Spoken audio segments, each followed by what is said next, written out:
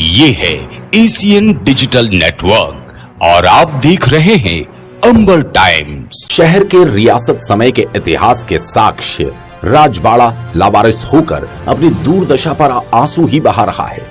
शहर की स्थापना के 350 साल पूरे हो गए। इस परिसर में रहवासी क्षेत्र के अलावा सरकारी कार्यालय और कारोबार होने से आवाजाही लगी रहती है, जो महलवाड़ा के जर्जर होने से शर्मसार ही होते हैं। हाल ही में बसंत पंचमी पर्व पर शहर ने अपना स्थापना दिवस मनाया। सरकारी और गैर सरकारी आयोजन हुए। नगर निगम के सरकारी आयोजन में भी विकास विस्तार को बताते हुए गौरव दिवस मनाया, लेकिन इस जर्जर होती इमारत के संरक्षण के लिए कोई प्रयास नहीं होते। प्राचीन धरोहर के अधिग्रहण की मांग और कार्यवाही भी सरकारी फाइलों में दफन होकर रह गई। लापरवाही के इस आलम के बीच राजमहल का जर्जर हिस्से के अवशेष आए दिन गिरकर किसी बड़े हादसे की तरफ इंगित ही कर रहे हैं। गुरुवार को फिर जैन कॉलोनी जाने वाले रास्ते पर रजिस्ट्रेशन कार्यालय के पास छज्जे का हिस्सा धराशायी होकर गिर गया। वो तो गनीमत रही कि उस वक्त कोई गुजर नहीं रहा था, नहीं तो कोई भी जनहानि संभव थी। इस राजमहल का अधिकांश हिस्सा जर्जर होकर जीर्णोद्धार की तरफ आंस लगाए है, लेकिन शहर के राजनीतिक से लेकर प्रशासनिक स्तर तक अब तक कोई पहल होती नजर नहीं आती। सिर्फ स्थापना दिवस पर राजा महाराजा का स्मरण कर आतिशबाजी के साथ मुंह मिठाकर स्थापना दिवस का जश्न मनाकर अपनी जिम्मेदारी और सक्रियता बता दी जाती है। राजमहल परिसर में रहने वाले रहवासी बताते हैं, वो आए दिन ये सज्जा गिर रहा है। हमने शिकायत भी नगर निगम में करी है। इधर दो स्कूल लगते हैं, बच्चे आते जाते हैं, आए दिन बड़ा अच्छा हो सकता है, मगर प्रशासन कोई ध्यान दे नहीं रहा। और हमारा घर भी इधर अंदर ही है, और तो हमारे पर कोई हादसा हो सकता है, मगर नगर निगम ध्यान दे नहीं रही है। मेन रोड है, ये भी मेन रोड है, और आपके द्वारा हम चाहते हैं कि कुछ हो जाए, किसी का हादसा बच जाए, कोई इनसे बच्चा आ सकता है, कोई भी हो सकता है। अंदर 2 स्कूल और पास में आपका ये रजिस्टर ऑफिस भी है, वो भी कोई भी ध्यान नहीं दे रहे हैं। सारे लोगों को भी हमने बोला, 2-3 बार जाके बोल दिया, मगर वो भी ध्यान नहीं दे रहे हैं। और इसी पास में आपका ऑफिस भी है। इधर आपका ऑफिस है, ये भी सर आते जाते हैं, देखते हैं, मगर ये भी कोई शिकायत नहीं करते। अभी आप देख लीजिए, आपके द्वारा हम खबर दे रहे हैं।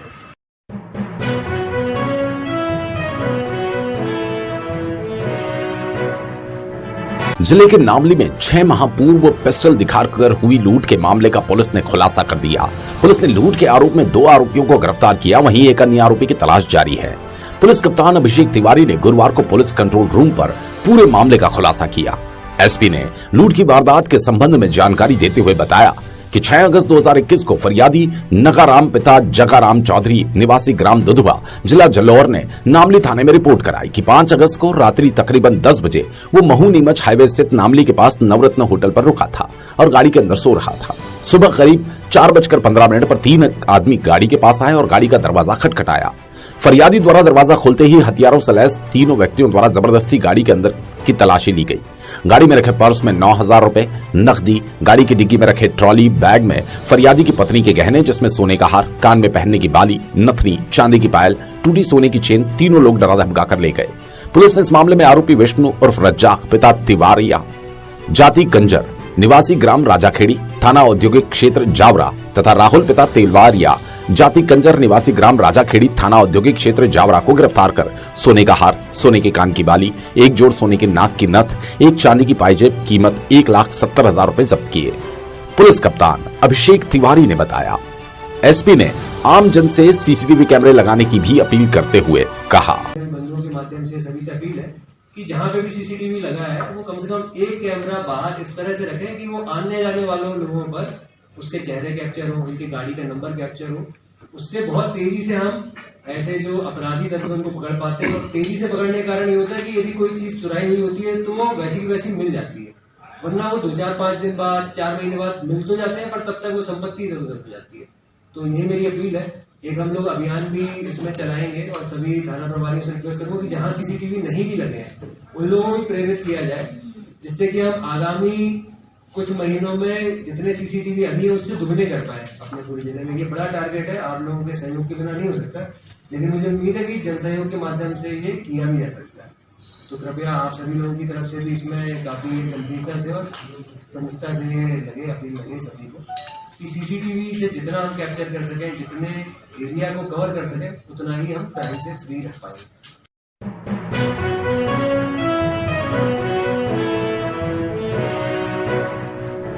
पति पत्नी के आपसी विवाद में दोनों ने जहर का सेवन कर लिया। जहर पीने से गंभीर रूप से बीमार हुए दंपति को राउटी स्वास्थ्य केंद्र में भर्ती करवाया गया, जहां उपचार के दौरान पति की मौत हो गई। खबर के मुताबिक राउटी निवासी केसर सिंह का बेटा राहुल अलग मकान लेकर राउटी में पत्नी के साथ रहता था। बुधवार को किसी बात को लेकर पति पत्नी के बीच विवाद हुआ तो दोनों ने जहर का सेवन कर लिया था। राउटी स्वास्थ्य केंद्र में भर्ती पति पत्नी का उपचार किया जा रहा है। इसी दौरान राहुल की मौत हो गई, जिसका शव जिला अस्पताल भिजवाया गया।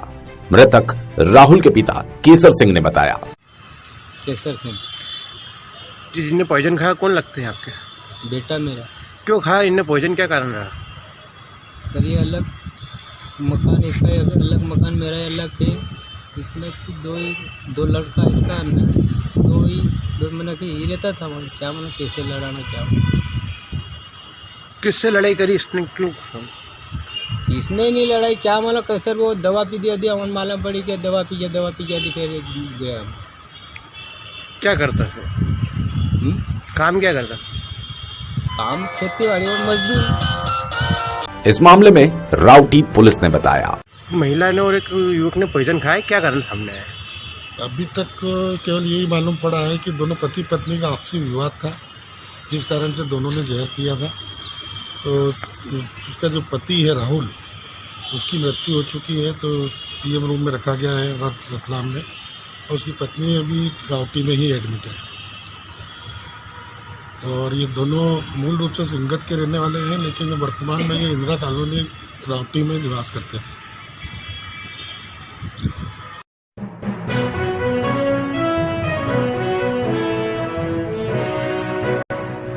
सराफा व्यापारियों का सोना लेकर एक बार फिर बंगाली कारीगर फरार हो गया, जिससे सराफा कारोबारियों में हड़कंप मचा। सराफा व्यापारी बंगाली कारीगरों की वारदात लेकर माणक चौक थाने पहुंचे। थाने में व्यापारी चेतन सोनी और रवि सोनी ने माणक चौक थाने में कारीगर के भागने की शिकायत दर्ज करवाई तो बाजार में हड़कंप मच गया। करीब आधा दर्जन व्यापारियों का 700 से 800 ग्राम सोना लेकर आरोपी अमीरुल शेख फरार हो गया। सोने की कीमत तकरीबन 35 लाख रुपए से अधिक है। गुरुवार को भी बंगाली कारीगरों की शिकायत लेकर व्यापारी थाने पहुंचे। व्यापारियों ने बताया, ना ये हुई थी कि दो दिन पहले क्या है कि एक अमीरुल करके बंगाली जो हम सभी का सोना जो है वो काम करता था, तो कुछ भी 1 किलो सोना लेके भगा था। तो उसकी गारंटी में एक सूरज बंगाली था, तो वो भी क्या है कि गांव गया था उनके साथ में उसको ढूंढने। तो आज सुबह ये मालूम पड़ी कि उसका वो भी वहाँ से गांव से भग गया उनके साथ में चकमा दे के, और यहाँ से उसकी पत्नी वत्नी सब क्या सोना वोना ने सब दुकान मकान खाली करके भग गया वो। उसमें 3-4 जने हैं, ये एक कादर है, एक अख्तर है और एक राहुल है। ये लोग 4-5 लोग हैं, राहुल बंगाली 4-5 लोग हैं। इन्होंने पूरा षड्यंत्र रच के ने काम कराया है, जिसमें 3 हमारे पास अभी है और बाकी 2 फरार हो गए। और सूरज के हमारे पास चेक भी है और बिल भी है, जिस सूरज ने गारंटी दी। सूरज क्या 10 और ये लोग सब कारीगर काम करते थे, और सब आपस में मिलके इन्होंने काम करा। इन्होंने क्या है कि 4-5 जनों ने मिलकर प्लानिंग बनाई है, एक दूसरे के काम से, एक दूसरे के मिलने वालों से मिलके कि भैया इसको काम दे दो, इसको काम दे दो करके, और सभी ये आपस में फरार हो गए। इनमें इनका सरगना जो है, जहाँ तक हमें सूचना मिली है, कादर जो है ये इनका सरगना है।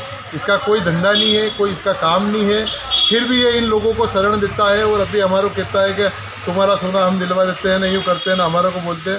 ये पूरा ये यहाँ बैठा हुआ है, इसको हम थाने ला के रखते हैं। कितना सोना का और कितना क्या भाव कराएगा? सूरज से तो अभी सूरज का तो अभी हमने हिसाब लगाया नहीं है, किस का जनों का है। 60 ग्राम की डली जो है वो मैंने दाने के लिए उसके कारीगर कल ले गया था। सूरज से मेरी बात हुई थी कि सूरज ने मेरे को बोला था, चेतन भैया आप मैं जा रहा हूँ, कि काम हो तो आप मेरे यहाँ करा लेना, आप कोई तकलीफ नहीं है। तो विश्वसनीय के हिसाब से काम ले गया था, तो वो वापस आज भी वो उसका गया। अब वो किन सुनारों का अभी उसके यहाँ दाने का काम के सोना पड़ा है, उसकी हमें कोई जानकारी नहीं है, पर ये भी वो भी सोना लेके गया है। इस मामले को लेकर माणक चौक थाना प्रभारी अनुराग यादव ने बताया, परसों एक रिपोर्ट आई थी हमारे पास, एक व्यापारी के यहाँ से एक बंगाली कुछ 175 ग्राम सोना लेके चला गया है। उसका मुकदमा पंजीबद्ध कर लिया गया है और टीम तत्काल रवाना कर दी गई है। हमारी टीम अभी पश्चिम बंगाल में है, आरोपी की तलाश कर रही है और उम्मीद है बहुत शीघ्र पकड़ लेंगे उसे।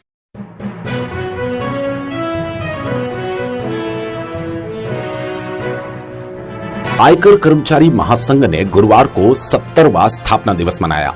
आयकर विभाग में एकत्रित हुए महासंघ से जुड़े कर्मचारियों ने इनकलाब जिंदाबाद के नारे लगाकर स्थापना दिवस मनाया और कर्मचारियों के हितों के लिए महासंघ ने अपना संकल्प दोहराया। इनकलाब जिंदाबाद, जिंदाबाद, जिंदाबाद, आईटीएफ जिंदाबाद, जिंदाबाद, जिंदाबाद, आईटीएफ जिंदाबाद, जिंदाबाद, जिंदाबाद, आयकर कर्मचारी महासंघ जिंदाबाद, जिंदाबाद, जिंदाबाद, जिंदाबाद, साझा संघ तेज करो, तेज करो, तेज करो, साझा संघ तेज करो, तेज करो, तेज करो, साझा संघ तेज करो, तेज करो, तेज करो।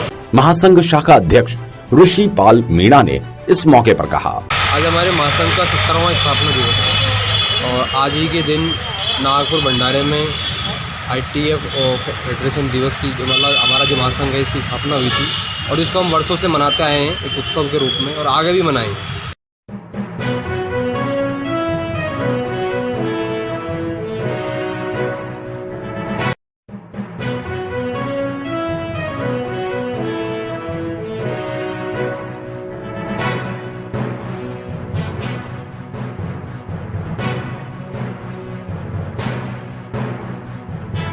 ये है एशियन डिजिटल नेटवर्क और आप देख रहे हैं अंबर टाइम्स।